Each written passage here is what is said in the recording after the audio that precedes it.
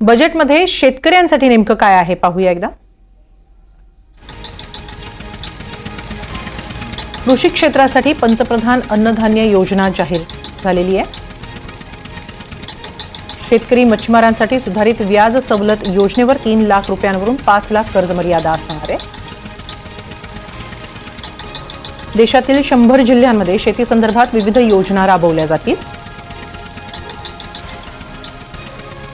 खाद्यतेलात देशाला आत्मनिर्भर करण्याचा निर्धार व्यक्त करण्यात आलेला आहे. बिहारच्या मखाना उत्पादक शेतकऱ्यांसाठी विशेष मखाना बोर्डाची स्थापना करण्यात येणार आहे. पुढील 6 वर्षात तूर, मसूर, उडीद या पिकांसाठी विशेष योजना राबवली जाणार. कापूस उत्पादक शेतकऱ्यांसाठी 5 वर्षांची विशेष योजना असेल. मत्स्यपालन योजनेवर भर दिला जाणार आहे. राष्ट्रीय बीज उत्पादन मिशन राबवलं जाणार आहे.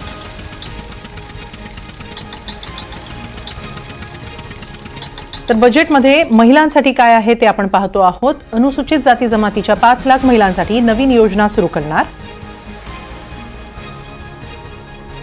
महिला नव उद्योजकांसाठी 2 कोटींचं कर्ज देण्याची योजना आहे. सक्षम अंगणवाडी आणि पोषण कार्यक्रम 2.0 द्वारे 8 कोटी मुलांना आणि महिलांना पोषण सहाय्य प्रदान करण्यात येणार आहे. शिक्षण क्षेत्रासाठी काय आहे ते पाहूया. IIT पाटणाचा विस्तार होणार आहे. एक्सलन्स फॉर आर्टिफिशियल AI साठी 500 कोटी रुपयांची गुंतवणूक करण्यात येणार आहे. वैद्यकीय शिक्षण क्षेत्रात पुढील 5 वर्षात 75,000 जागा निर्माण करण्यात येतील. तरुणांमध्ये वैज्ञानिक वृत्ती वाढवण्यासाठी 50,000 अटल लॅबची स्थापना करण्यात येणार.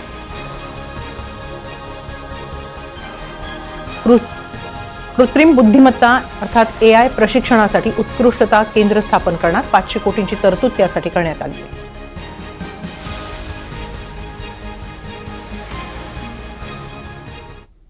तर बजेटमध्ये आरोग्य क्षेत्रासाठी काय आहे तेही पाहूया. येत्या 3 वर्षात सर्व जिल्हा रुग्णालयांमध्ये डे केअर कॅन्सर केंद्र सुरू करण्यात येणार आहे. 2025-26 मध्ये 200 डे केअर कॅन्सर केंद्र स्थापन करणार. कॅन्सरवरची औषधं करमुक्त होणार आहेत. 36 जीवनावश्यक औषधांवरचं सीमा शुल्क हटवलं जाईल. PPP मॉडेलवर भारतातील वैद्यकीय पर्यटन आणि उपचारांना प्रोत्साहन देण्यात येणार आहे. 5 वर्षात 7,500 मेडिकल सीट्स वाढवणार. वैद्यकीय उपकरणं स्वस्त होणार आहेत.